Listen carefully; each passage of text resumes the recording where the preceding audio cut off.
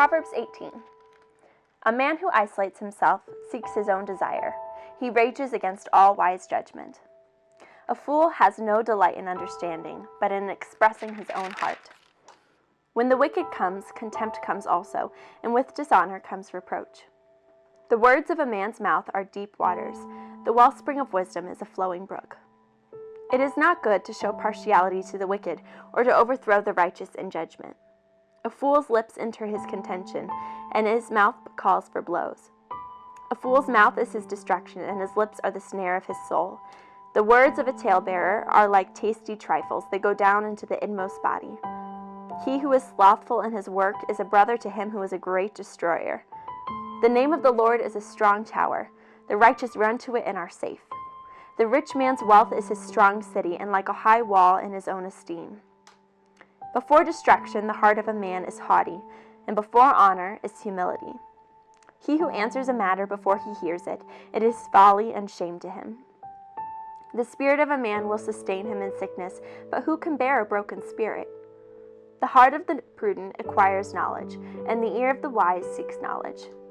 A man's gift makes room for him, and brings him before great men. The first one to plead his cause seems right, until his neighbor comes and examines him. Casting lots causes contentions to cease and keep the mighty apart. A brother offended is harder to win than a strong city, and contentions are like the bars of a castle. A man's stomach shall be satisfied from the fruit of his mouth.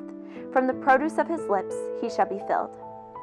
Death and life are in the power of the tongue, and those who love it will eat its fruit. He who finds a wife finds a good thing and obtains favor from the Lord.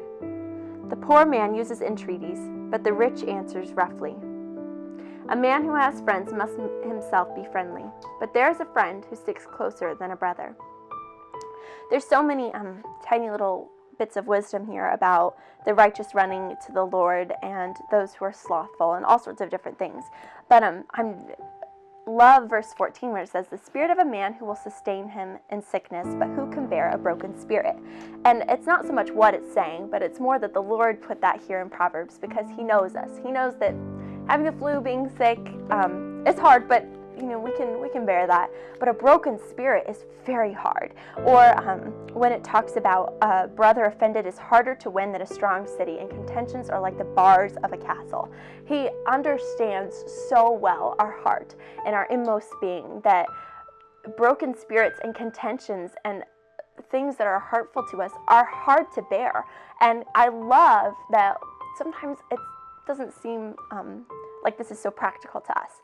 But the God who created the universe put right here, these little verses, just little bits of understanding about who we are because we're made in his image and he loves us. And I think it's just precious that he gives us knowledge that he understands our broken spirit and he understands that contention is hard and he gives us ways out of it. But I love that God is a God of understanding, especially for us, even when nobody else understands.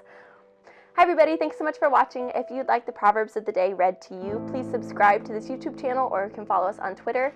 And thanks so much for watching.